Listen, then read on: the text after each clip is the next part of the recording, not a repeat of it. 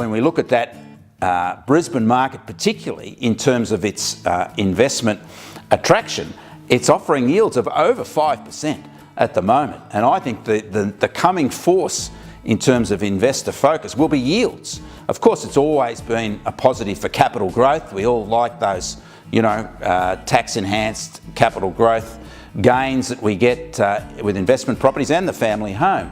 But in this future economy, this future economic environment where we'll see flat-ish interest rates, low interest rates for the longer term, I think that we're going to see more and more emphasis on yields as a positive for investors' return on income. And Brisbane now continues to have that over 5% yield for units. Some pockets have higher, 6%.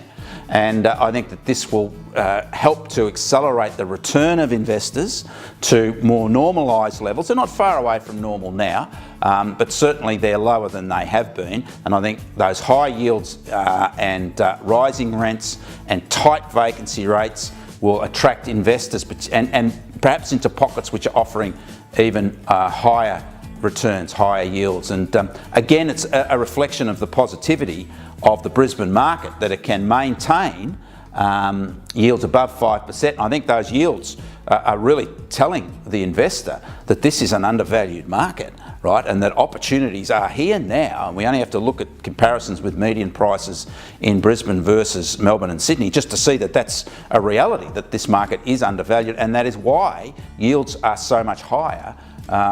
Sydney, where yields are just over 3.5%. So I think that we'll see a return of investors into the Brisbane market.